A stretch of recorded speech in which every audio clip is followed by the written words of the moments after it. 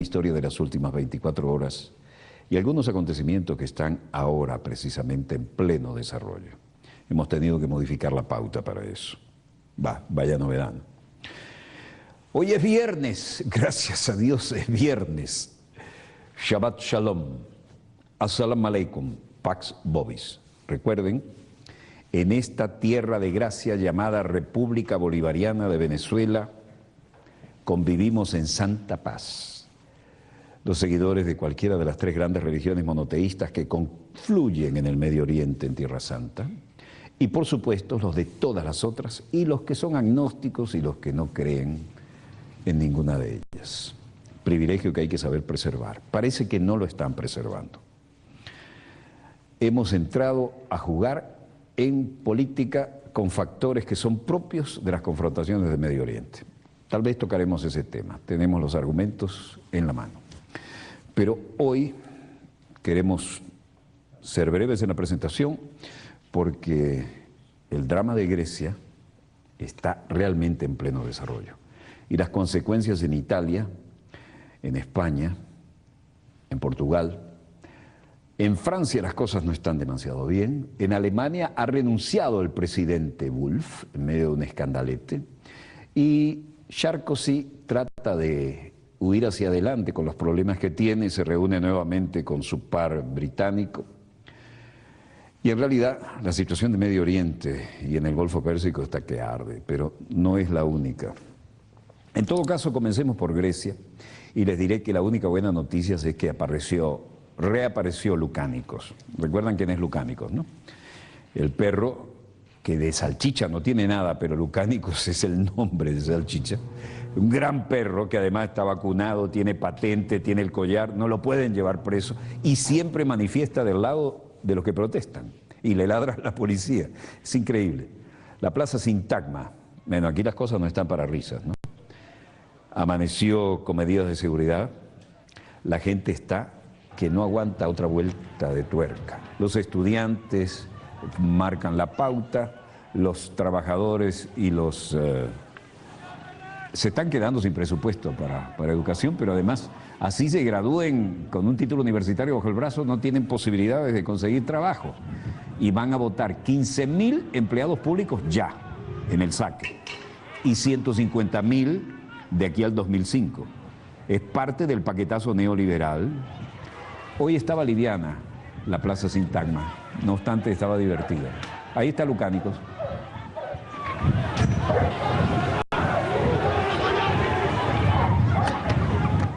Por si esto fuera poco, tuvo que renunciar el ministro de Cultura griego porque robaron en el Museo de Olimpia y además en otro museo. ¿Saben por qué robaron? Porque con los recortes de presupuesto para todo el gigantesco museo había un solo guardia. Se la pusieron en bandeja a los ladrones. Mire, este tenía una cámara y se lo llevaron por delante. Lukánikoss siempre en primera fila y siempre con los que protestan.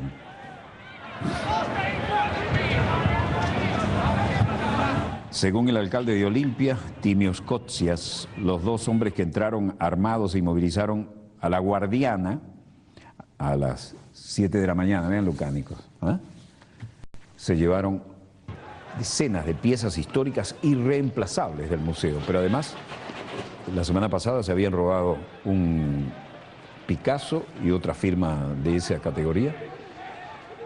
Y aquí está, vean, Lukánikoss tiene, ya lo veremos con más detalle, su collar y allí tiene colgando su licencia y tiene además el certificado de vacunación. Esos robos en los museos le costaron un Picasso y un Mondrian. En la Pinacoteca Nacional también se los robaron. Y la renuncia del ministro de Cultura da una idea de cómo están, pero bueno, han renunciado cantidad de diputados y otros que se han negado a firmar el paquetazo han sido expulsados. Y esto supone que hay que llamar a elecciones y congregar los resultados para crear un nuevo parlamento, porque este ya no tiene vida ni credibilidad. El lunes es un día definitivo. Acá lo tienen, ¿ven? Debajo de lo que debía ser nuestro logo está el collar, gracias señor director, Aquí está la patente y el certificado de vacunación, a quién pertenece. No es un perro callejero, es un perro manifestante. Los titulares hoy eran de tipo lugar común. Grecia arde, Atenas arde, y es la realidad. Es la reiteración, no el lugar común. Y la reiteración no deja hasta el concepto. No se le puede considerar un lugar común, sino un subrayado del problema.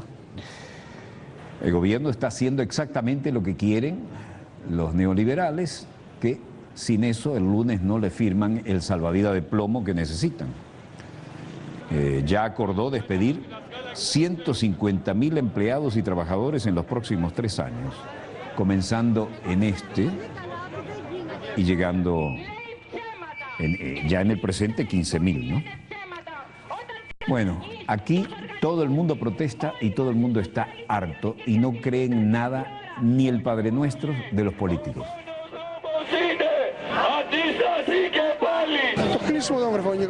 Los niños inocentes no van a pagar por las deudas del pasado, decían. Este es un sacerdote. Y dice, esto es una catástrofe para la clase trabajadora, porque las familias se han quedado sin el cuidado diario, sin las necesidades diarias, y ni siquiera saben cómo van a ir a trabajar. Al mismo tiempo, las organizaciones de albergue ayudan a las familias con la renta, pero la importancia social del drama ya no da para salir adelante en medio de esta situación.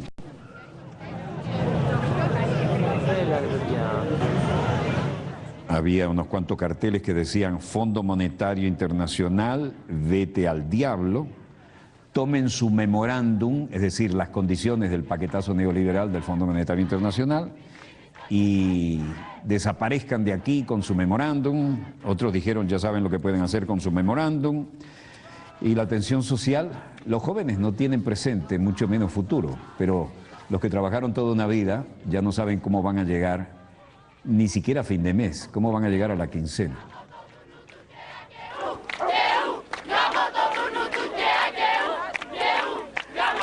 Un grupo de 500.000 de jóvenes, sobre todo estudiantes de secundaria, convocados por internet, se concentraron frente al Parlamento de Atenas para protestar contra el gobierno y, de acuerdo a la troika, bloquearon todo. Bueno, las cosas están muy mal en Francia, ¿no? Pero todavía ni remotamente parecido a esto. Sarkozy, asustado, quiere asegurar su reelección. François Fillon dice que hay que evitar el default de Grecia, por supuesto, porque tienen miedo al efecto contagio, ¿no? Porque después viene España, Italia, España, Portugal, ¿no? Y dice, no hay divergencia con la canciller Angela Merkel, absolutamente compartimos la posición y queremos que gente como la de Alemania exprese diferentes opiniones, pero eso no significa que hayamos tenido divergencias graves. El hecho es que sí hay roces. Ahora, en la Casa de Gobierno, hoy cayó el rayo, ¿no? El presidente, que es una figura decorativa, porque Alemania es un Estado federal y parlamentario, quien realmente gobierna es la canciller, que en Alemania no es la ministra de Relaciones Exteriores, sino el equivalente a un primer ministro. Pero el presidente, Wolf, un demócrata cristiano, dio la hora hoy. Campanazo. El demócrata cristiano que se había divorciado para casarse con una bella, elegante mujer, que además luce unos tatuajes, se compró una espectacular casa y se sabe que había recibido grandes medidas de seguridad y todo. Se sabe que había recibido sumas de 6 cifras altas en dólares de la esposa de un acaudalado hombre de negocios a cambio de algunas gestiones, ¿no? Bueno, el hombre que parecía tener todo consigo y el éxito, la bellísima nueva esposa y todo lo demás, ahora ha dado el campanazo. Y el presidente Christian Wolff, ante la evidencia y la solicitud de retirarle sus fueros para poder llevarlo a juicio, tiró la toalla. Wolff dimitió hoy viernes por los escándalos provocados por haber recibido un préstamo personal con intereses más que favorables. Detrás de estas instituciones estaba la esposa de un alto ejecutivo que En diciembre, de acuerdo a lo que publicara el Bild, y ahora lo escrachó, como no, otro de los diarios, pero los amarillistas, parece que recibió un préstamo personal de $650.000, otros dicen que son más, pero de manos de la mujer de un empresario amigo suyo, que le aplicó unas tasas de interés bajísimas para comprarse esta casa en el 2008, en el momento en que Wulff se veía como ministro de Estado en Baja Sajonia.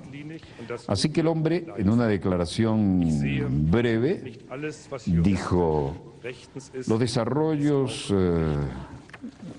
los acontecimientos en los últimos días han mostrado que el pueblo alemán confía en mi efectividad, pero esta ha sido seriamente dañada. Y esa es la razón por la cual para mí no es posible seguir ejerciendo la presidencia, como es necesario ejercerla aquí en Alemania y en el exterior. Así que voy a dejar el cargo. Por lo demás, los argumentos le habían llevado ya, y esto es un hecho confirmado, a que el fiscal solicitara que le quitaran los fueros. Este analista político, Werner Weidenfeld, dice: hemos resumido que hay un daño político en el sistema, a la República y al sistema político. Y hay en estos meses una creciente distancia entre el público y el sistema político, y esto lo pone en evidencia. Renuncia al presidente. Sonja Wilek dice: no podría mirar a los ojos de nadie otra vez. Nadie podría mirarlo y él mirarlos a la cara. No hay confianza, completamente vergonzoso. Y este caballero dice: gracias a Dios por esto, la moralidad había sido decapitada. Hay que salir de esto cuanto antes. Y hemos sido realmente sacudidos por los hechos y la noticia.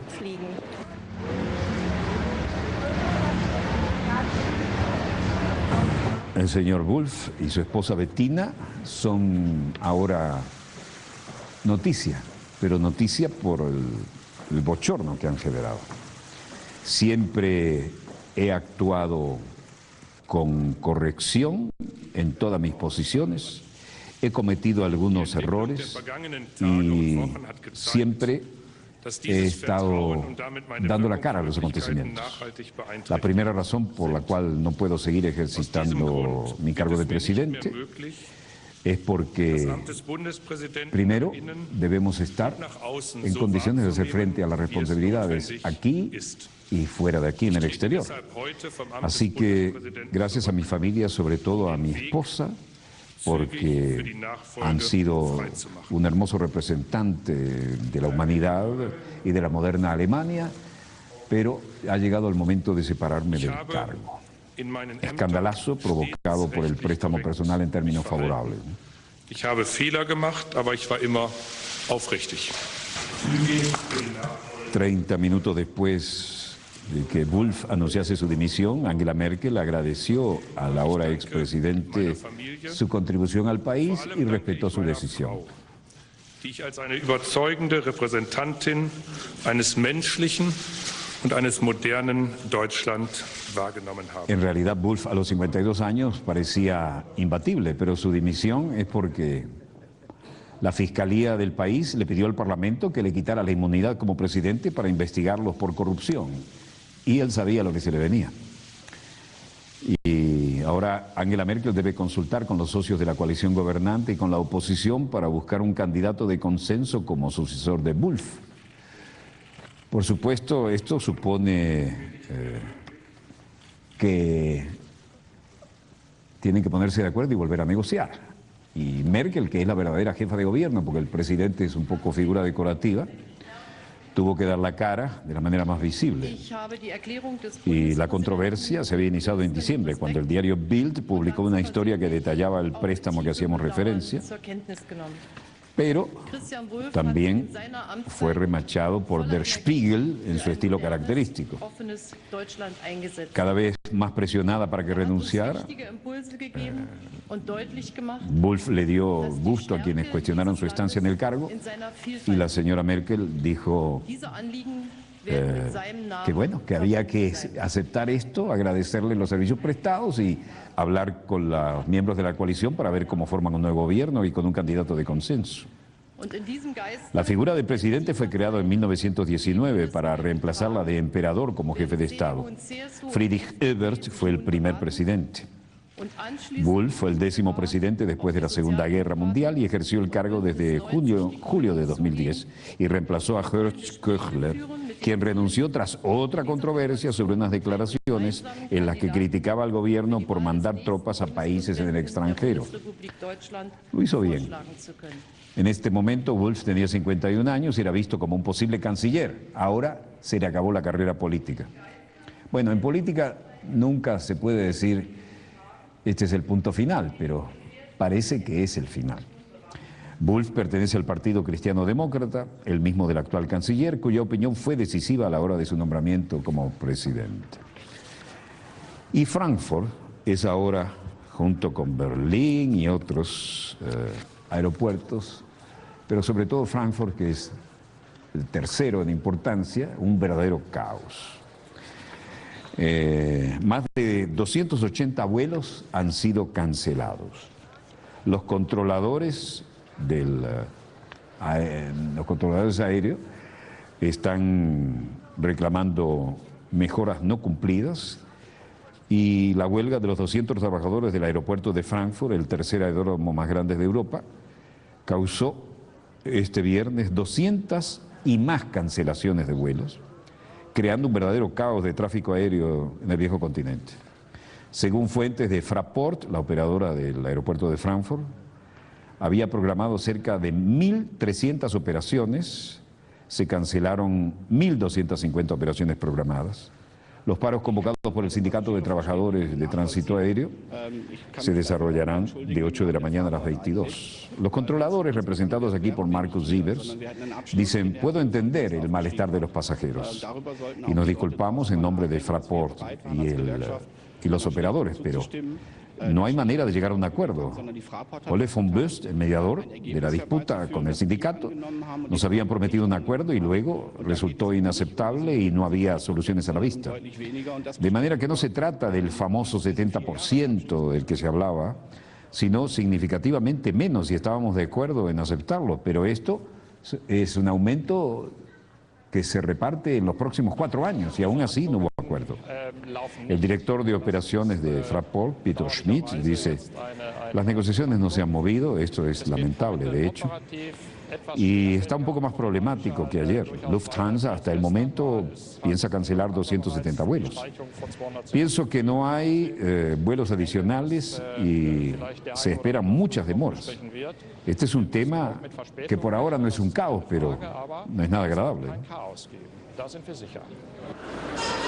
La pasajera Sinidu Deneke dice, por supuesto, puedo entender al pueblo que va a la huelga. La última vez me dejaron sin volar por el volcán en Islandia. Ahora es por la huelga. Esto es, bueno, no puedo volar ni siquiera intercontinental. De todas maneras estoy feliz. Puedo entender que otros tomen medidas porque es necesario. Pero 50% de los vuelos han sido cancelados. Y otro dice, esto es absolutamente inusual en Alemania. Muchas veces hemos tenido experiencias, pero nada como esto. Y déjame decirle algo, esto se está pareciendo más bien a Inglaterra.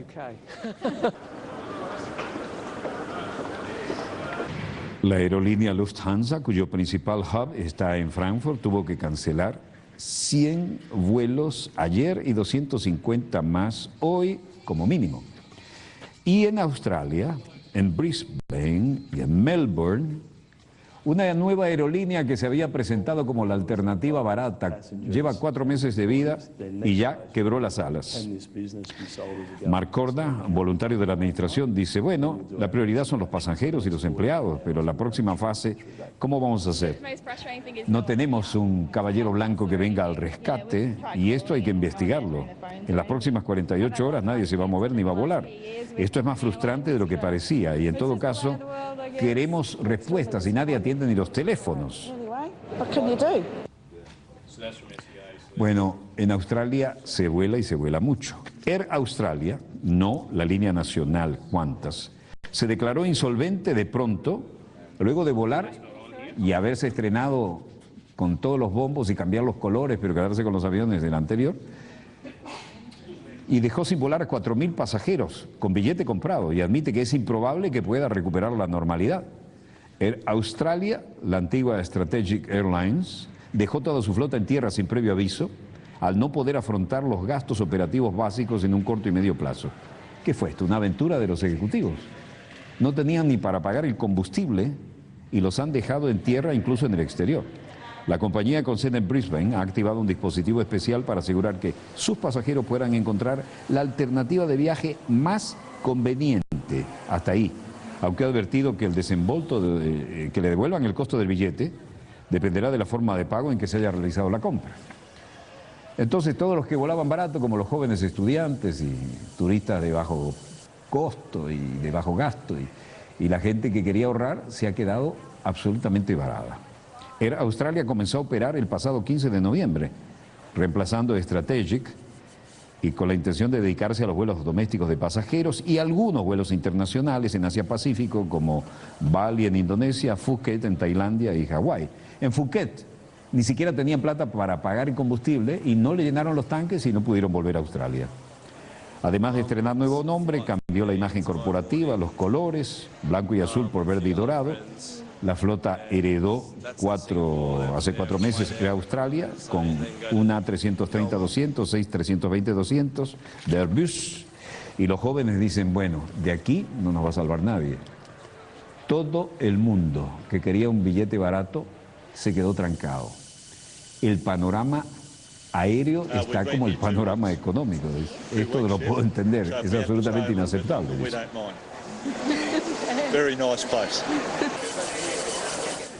Mientras tanto,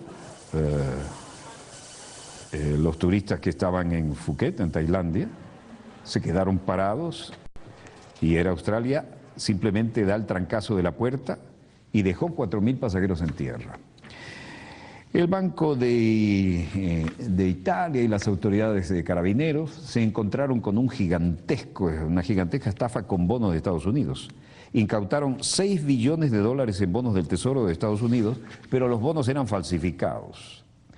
Incluso una cifra podría llegar 4,6 billones de euros en bonos del Tesoro, presuntamente falsos. Equivale a más del doble de la deuda pública italiana, según la agencia ANSA. Y tenían por ahí como garantía incluso una copia que resultó falsa del Tratado de Versalles con el que se finalizó la Primera Guerra, ¿no? El día 11 del mes 11, a la hora 11, recuerdan.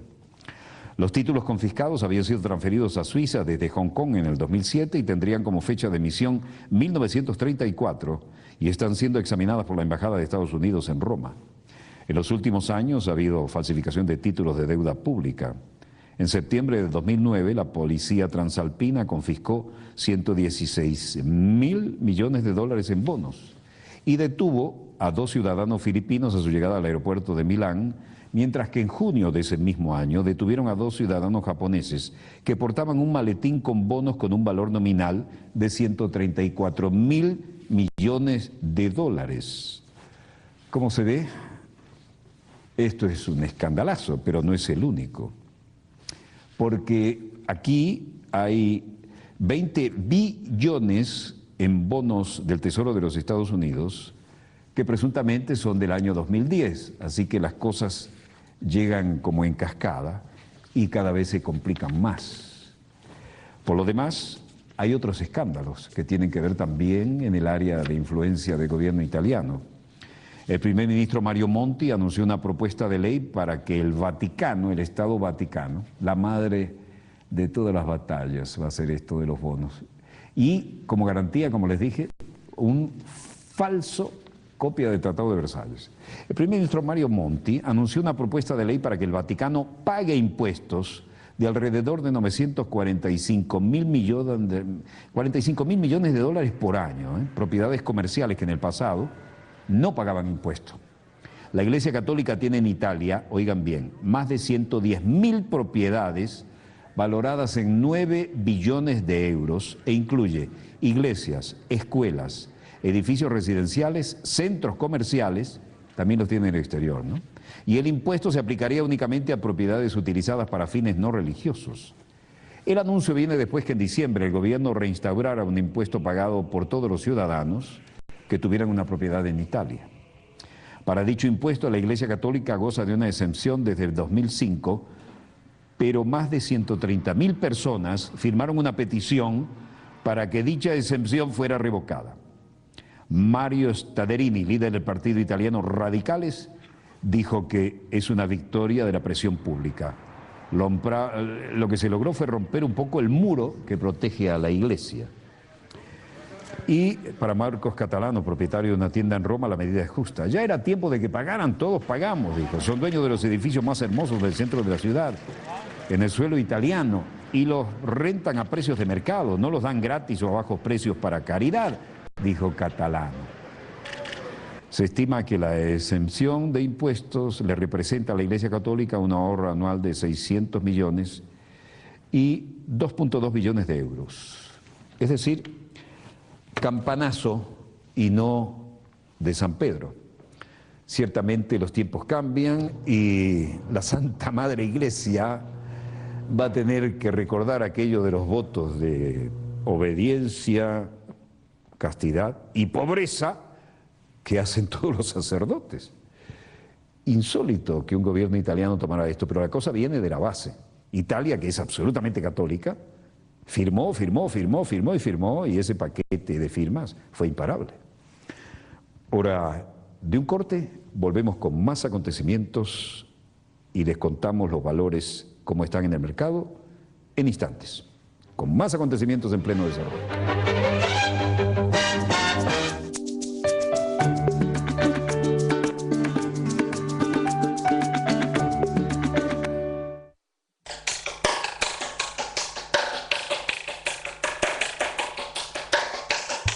Nosotros notamos que de ahí, de ese portón para allá, pase alguna desgracia con nuestros familiares, a nosotros nos van a matar aquí.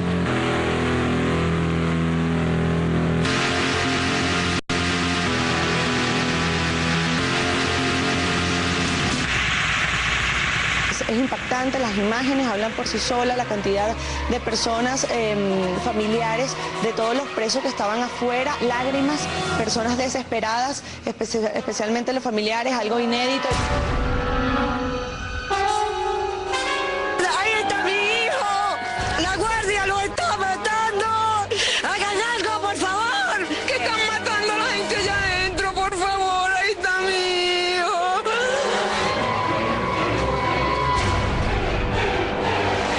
En las cárceles nuestras están ocurriendo cosas que nos hacen pensar que se está mostrando el microclima de lo que está pasando en Venezuela en este instante, diputado. Sí. Hay anarquía como la hay en el país. Aquí nos están matando a nuestros presos en el Rodeo 2. Queremos la lista de los cuartos de los heridos. No tenemos el control, claro que sí, porque para eso están ellos, para recordar la vida de ellos y la de nosotros. ¿En quién creen estos venezolanos que han sido víctimas de esta situación durante décadas?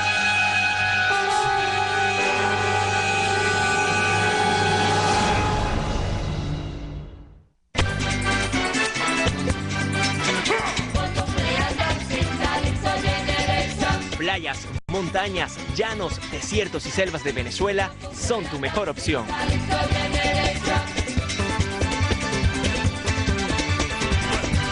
En estos carnavales, el gobierno bolivariano te invita a disfrutar con conciencia de tu país. Venezuela, conocerla es tu destino. Carnavales 2012. Playas aptas. Estado Carabobo. Cadafe. Canaima. Mar Azul. Base Naval.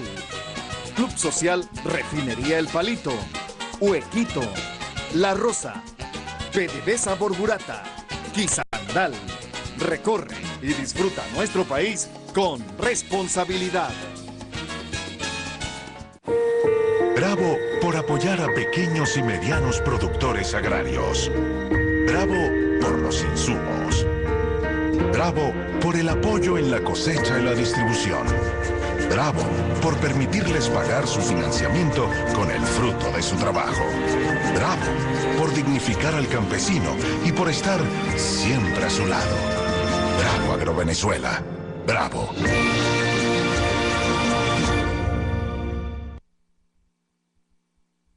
Para un viaje seguro en estos carnavales, el Divise te recomienda verificar el buen funcionamiento de tu vehículo, revisar los frenos y el aire de tus cauchos, mantén tus documentos en regla, respeta los límites de velocidad, haz uso de cinturón de seguridad y asegúrate que tus acompañantes también lo usen. Evita ingerir bebidas alcohólicas mientras conduces. Sé un buen ciudadano. Recuerda, la seguridad la hacemos todos.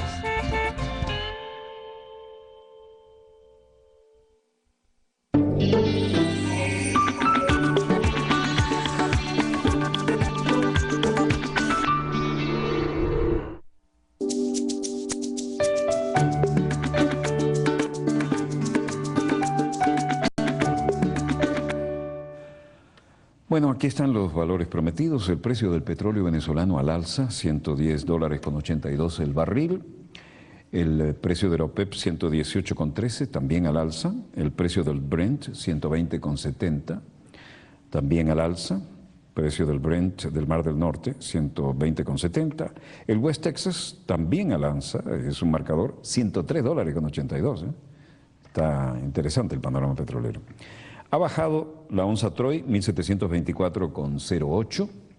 El precio del cobre, 8.205 la tonelada. Precio del café, 202,97 el quintal. Y el precio del euro estable a 1.31 respecto al dólar estadounidense. Recuerdan lo que les hablábamos ayer, ¿no? El complicado, interesante de descifrar gesto de reunirse Irán, Afganistán y Pakistán.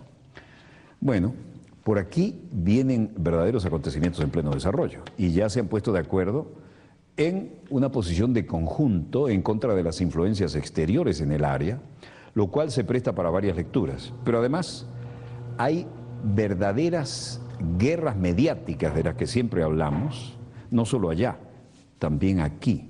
Hay interesantes novedades de las que les hablamos de la cumbre, ¿no?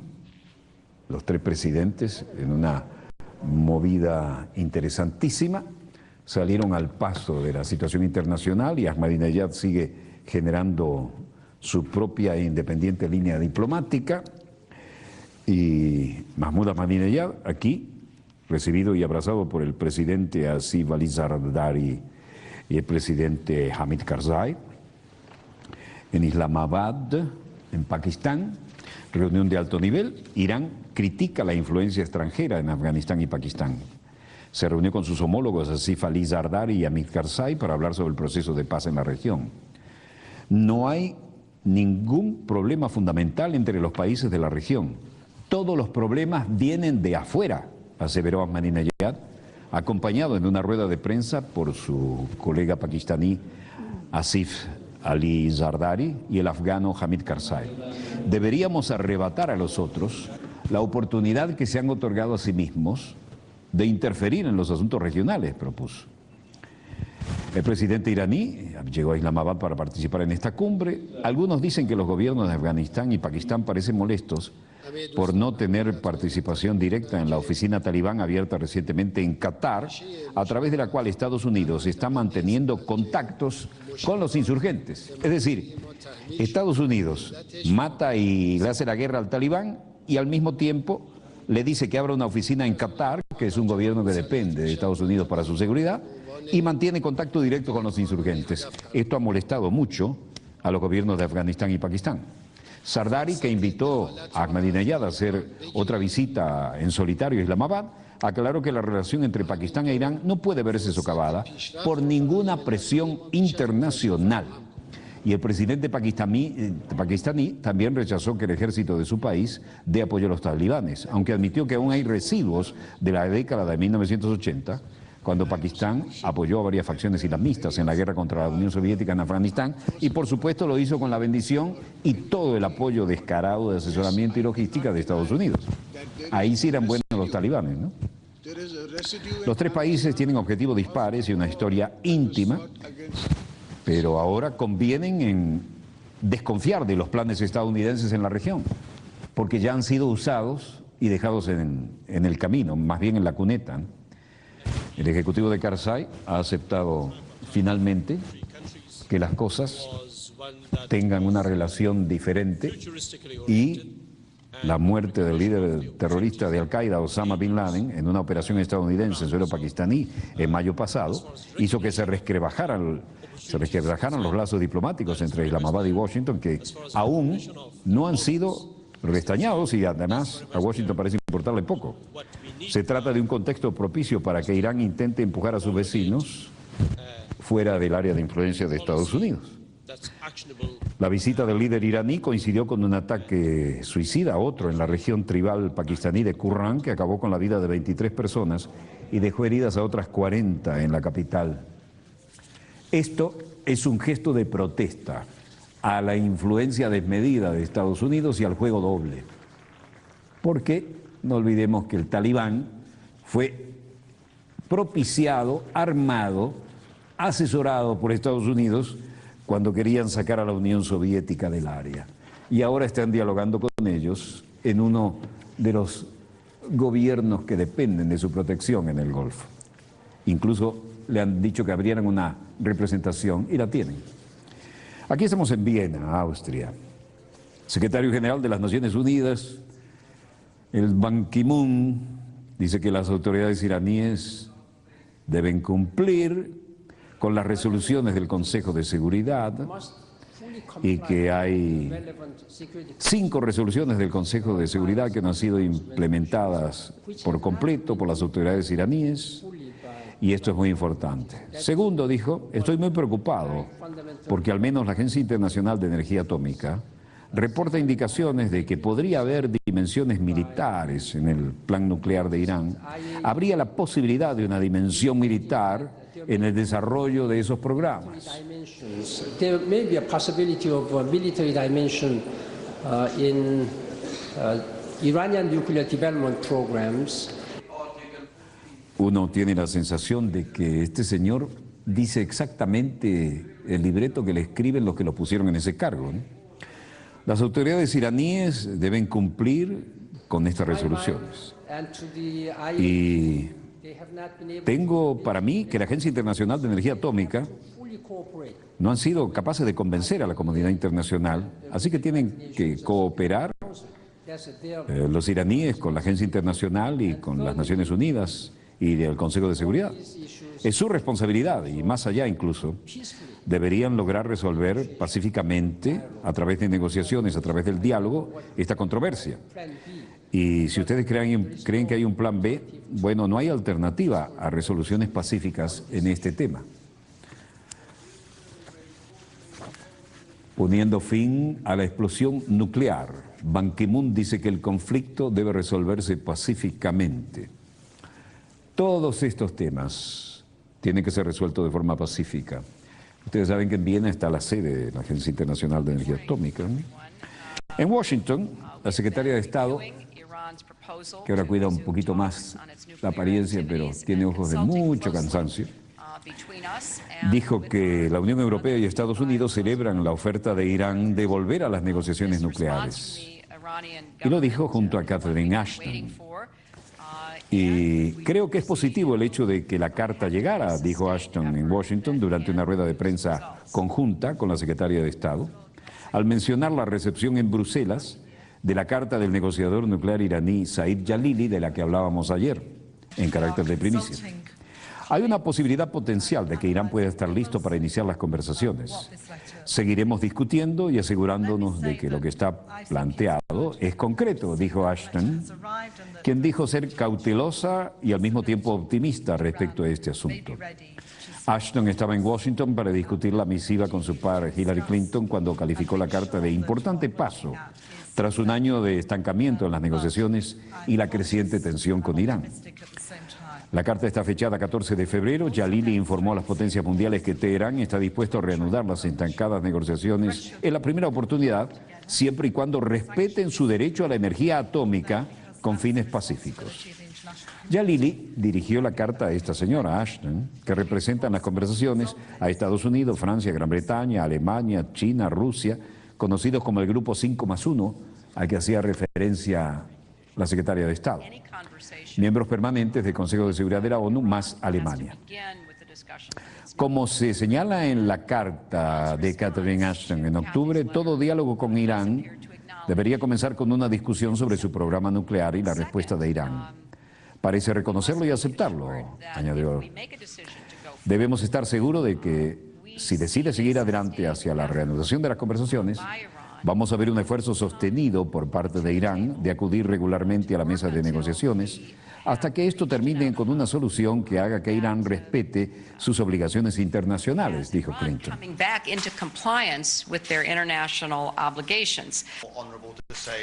You're on your own. The UN Security Council is paralyzed. There are no good Western diplomatic options. We are absolutely clear that President Assad should stand aside. You cannot kill your own people. Estamos absolutamente claros respecto a que la posición de Pakistán debe ser coherente con lo que se ha señalado y es expresado especialmente en esta carta y en esta misiva que hemos recibido. Por lo demás, por lo que respecta a la situación con el presidente Assad, ya cambiando de tema y hablando de Siria, usted no puede matar a su propio pueblo, dijo. Tiene una posición tomada bien radical contra Assad, la señora, ¿no? Evidentemente, aquí están haciendo el juego de repetir en Siria lo que ya hicieron en Libia. Tiene necesidad de una larga dosis de humildad, decir que no tenemos todas las respuestas a las preguntas que ustedes saben. Y no puedo imaginarme las terribles experiencias por las que el pueblo está pasando, los niños, sus padres, con este tipo de ataques. Pero en todo caso, vamos a buscar un mejor futuro para Siria. Muchas gracias. ¿Cómo se ve? Nuevo y evidente plan de ataque a Siria al estilo de lo que ocurrió en Libia. Por ahora, como están con demasiadas pelotas en el aire y temen que alguna se les caiga, el tema militar es demasiado complicado. Tal vez por eso en Barksdale, la base de la Fuerza Aérea en Luisiana, se apareció Leon Panetta y el jefe del Pentágono reconoce que Irán no intenta fabricar una bomba atómica. Panetta, exdirector de la CIA y ahora hombre del Pentágono, dijo que la información de inteligencia de Estados Unidos muestra que Irán continúa su programa de enriquecimiento de uranio. Vaya, no necesitan inteligencia, ellos lo muestran. Pero la inteligencia, dijo, no muestra que haya tomado la decisión de proceder con el desarrollo de un arma nuclear. Esa sería la línea roja que nos preocuparía y que garantizaría que la comunidad internacional, esperamos que todos juntos, responderíamos, añadió. La República Islámica no intenta crear armas nucleares, pero sabemos que intenta crear un potencial nuclear, algo que nos causa preocupación, dijo el jefe del Pentágono, luego de la interpelación que había tenido este jueves ante el Comité de las Fuerzas Armadas de la Cámara de Representantes. Un límite que preocupa, dijo. Enfatizó una vez más que la decisión de producir armas nucleares por Irán es una frontera principal. Y Washington sigue considerando que para la República Islámica está prohibido, dice él, pasar esos límites. Eso es un límite que nos causa preocupación y que esperamos obligará a la comunidad internacional a tomar medidas conjuntas de respuesta. Lo interesante es que lo dice en una base donde lo que tiene detrás es un bombardero estratégico de la época de la Guerra Fría. Esa es una superfortaleza volante del tipo de los B-52, que era la que tenían permanentemente volando en la época de la Guerra Fría. Subían unas, bajaban otras con las bombas nucleares para aquella ridícula opción de destrucción mutua asegurada con la Unión Soviética. También es de ese modelo aquel que dejó caer las bombas en España. Bueno, el señor está diciendo ahora que creen que Irán no busca fabricar la bomba atómica. then we have all options on the table. We, the United States, have all options on the table. But, as Prime Minister of Israel himself said, that ought to be the last option, not the first. Por supuesto, se refirió a que Netanyahu quiere atacar Irán y que esa sería una última opción. Pero en todo caso ha dicho oficialmente que cree que Irán no se ha decidido aún sobre un arma nuclear. De manera que aquí se está jugando primero con una campaña internacional diciendo Irán busca el arma nuclear. Ahora dicen que no. ¿Se le está dando una opción o es la presión desesperada del lobby pro-israelí que los quiere llevar a una confrontación? Ahí tienen uno de los grandes aviones espías y bombarderos supersónicos también, el que está a la izquierda, de la generación del B-1 y el B-2, y el B-52 detrás de Panetta. Es decir, esto recuerda que también hay un poderío nuclear para tomar represalias, ¿no?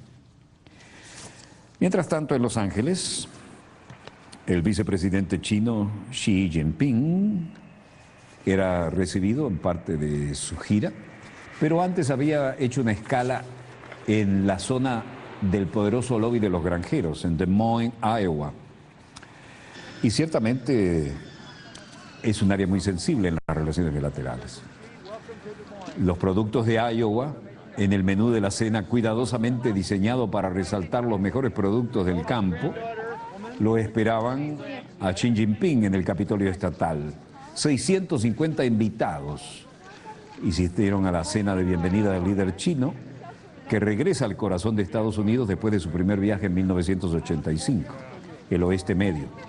Los funcionarios de Iowa, los representantes de las empresas y la comunidad china, así como 160 miembros de la representación diplomática china, de acuerdo a una fuente interna. El gobernador Terry Branstad y el vicegobernador Kim Reynolds publicaron el menú para la cena de bienvenida a Xi. Platos de la cocina de Iowa mostrando algunos de los mejores alimentos y bebidas de ese estado. Un brindis a las 8, luego la autoproclamada capital gastronómica del mundo, tentempiés de tocino, lechuga y tomate, trucha ahumada, edamame y ensalada de maíz, terrina de zanahoria y jengibre, plan de la Unión del Sur, plato principal, medallones de bacon, lomo de cerdo envuelto, pimienta verde, filete Magnum, lomo de cebolla, bueno, todo un banquetazo. Pero en todo caso dijo, de acuerdo al tradicional calendario chino, este año será de 2 primaveras. Y creemos que este año, con 2 primaveras, será un año que permitirá sensacionales cosechas. Y espero a través de los esfuerzos conjuntos en ambos países que nuestra amistad entre China y Estados Unidos llegará al árbol característico de su estado.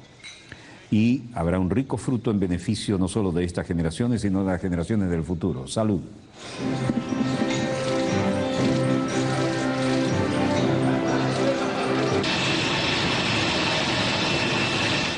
Mientras Panetta decía que estaban preocupados con que se cerrara el estrecho de Hormuz, el hombre llegaba después de Iowa a la costa oeste de los Estados Unidos.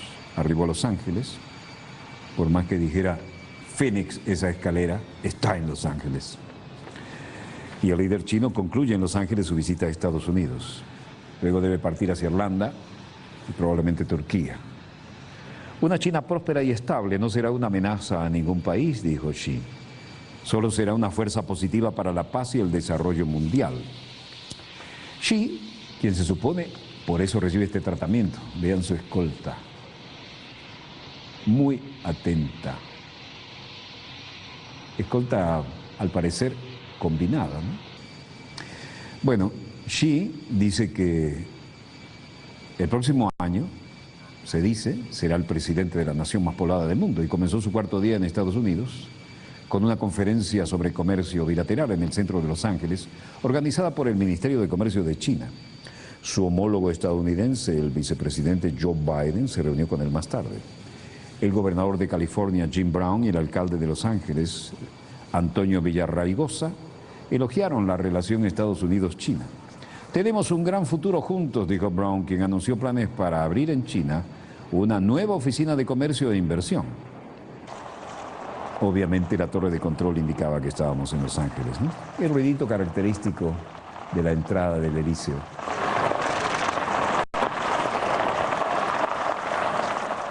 Llega David Cameron, las cosas están, las papas queman, ¿no? Francia y el Reino Unido acuerdan cooperación en aviones. Acordaron el viernes trabajar juntos. Llega, bueno, desde Mitterrand, creo yo, no. Todo el mundo que recibe a alguien dice, vio el cielo, ¿cómo está el tiempo? Ese gesto no es del presidente de Francia, eso viene ya de dos presidencias atrás, como mínimo. Sarkozy y el primer ministro británico David Cameron aparecieron, que dejaban atrás, vieron la gestualidad, ¿no? Cada quien sabe cómo robarle cámara al otro. Si me llevas del hombro, yo hago un gesto con el índice. Bueno, en fin, cuidan sus imágenes, el nuevo peinado al descuido del primer ministro británico, dándole apoyo aquí a este caballero. El presidente francés y el primer ministro británico parecieron dejar atrás la disputa en la cual se pospuso la cumbre anual entre ambos países y buscaron acuerdos en varios frentes, desde Siria e Irán hasta la Unión Europea. Una carta de intenciones a largo plazo. Estamos trabajando junto para los aviones de mediano porte y de largo alcance, y estamos pensando cómo debería ser el futuro avión de combate. Longuet dijo que la francesa Dassault Aviation y el contratista de defensa británico British Aerospace System desarrollarán el avión no tripulado, también conocido como UAV, usado para misiones de reconocimiento y ataque. Las dos compañías también comenzarán a trabajar en una próxima generación de aviones de guerra no tripulados. En noviembre del 2010, ambos habían firmado un tratado de cooperación en defensa y seguridad para coordinar más las Fuerzas Armadas de los dos países y desarrollar equipamiento militar conjunto. Con la excepción de la guerra en Libia, cuando los ejércitos de ambos países trabajaron juntos para destruir a Gaddafi, la relación se ha sentado más en acuerdos de armas comerciales que en la coordinación estratégica. Y ciertamente Irán ahora se pelea con Sarkozy por el tema de los desarrollos nucleares. No había total acuerdo sobre este particular, stand-by con esas decisiones, pero ahora están haciendo control de daño, tratan de... No está muy feliz Sarkozy, ¿no? Tratan de ponerse de acuerdo en la creación de nuevos tipos de aviones. Podemos tener diferencias, pero ha sido en el lugar de David y probablemente quien ha defendido los intereses de Gran Bretaña como lo ha hecho, y nuestro trabajo es para ambos. Nunca hemos tenido un choque personal, de manera que como jefe de Estado y defendemos a nuestros países, y de haciendo eso tratamos de que otros entiendan nuestro punto de vista sobre intereses vitales, de manera que le decimos a ustedes en Europa, piensen que hay algunos intereses que van a trabajar juntos. David Cameron está muy vinculado al mercado común y la Asociación Británica ha funcionado con suavidad, y nosotros, que estamos en medio de la onda de la zona euro, tenemos también que tomar decisiones más rápidamente, específicamente para ver cómo solucionamos esta situación que se nos ha creado. Mais nous ne pouvons pas faire la révolution libyenne sans les Libyens, et nous ne pouvons pas faire la révolution syrienne, révolution, vous comprenez dans quel esprit je le dis, sans que l'opposition actuelle en Syrie ne fasse l'effort de rassemblement, d'organisation. Luego, como tratando de limpiar la imagen conjunta, dijo, nosotros no podemos permitir que haya una revolución libia sin los libios. No podemos permitir que haya una revolución siria sin los sirios. Y hay que organizar la oposición, podemos ayudarlos más, pero no podemos aceptar que un dictador masacre a su propio pueblo. Pero la revolución tiene que ser llevada en forma propia, no puede venir del exterior, así que tiene que venir la fuerza desde el interior. Qué descaro, ¿no? Después de lo que hicieron con Libia. Buenos Aires, Timmermans, canciller.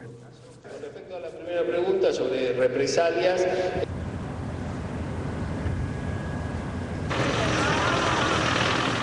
El tema de Malvinas, la única calle asfaltada que había en Malvinas ahora la mejoraron y se llama Thatcher. Y también allí hay todo necesidad de traer de afuera la mayoría de las cosas, porque que a uno le brinden un chocolate después del té, hay que aceptar uno y nada más, porque hay que traerlos desde Londres, 14.000 kilómetros, ¿no? Bueno, el tema Malvinas está más vigente que nunca en Argentina. Y ciertamente aquí, hasta los estibadores del puerto han dicho que van a retrasar como en 12 horas cada barco británico. Parlamentarios de Reino Unido que son del Ministerio de Daniel Filmus, Comisión Internacional del Congreso. La Comisión de Defensa Ushuaia en Argentina. ¿Quién está yendo? Está yendo la Comisión de Relaciones Internacionales, la comisión que tiene a su cargo la diplomacia parlamentaria. Ese es el camino que nosotros queremos recorrer. No, de ninguna manera nosotros pensamos el tema Malvinas, como lo hizo incluso la última dictadura militar en la Argentina, que lo pensó en términos bélicos. Mientras tanto, el Principito sigue volando helicópteros de búsqueda y rescate. En este caso lo cambiaron de posición, ¿no? Pasó de copiloto al asiento de piloto. Pero en todo caso, tiene que experimentar lo que es volar con semejantes vientos. Y por ahí mandaron el Dauntless, que aquí se muestra a más de 30 nudos, que es lo que da, con su capacidad de stealth y por supuesto su capacidad de lanzar todos los misiles que pueda.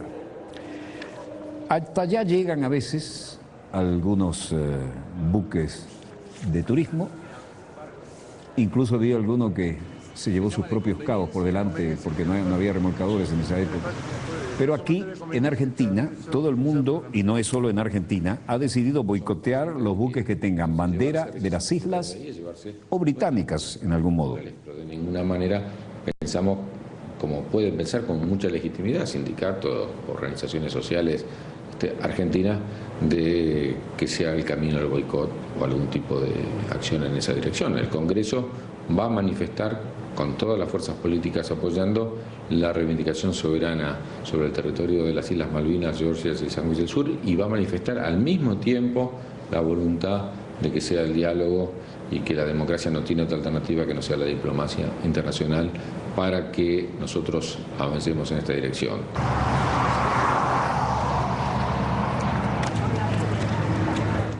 Situaciones difíciles que han sido superadas de una manera o de otra, que llevan a la gente a tomar decisiones e incluso en los penales han tomado partido y han hecho murales en defensa de las Malvinas.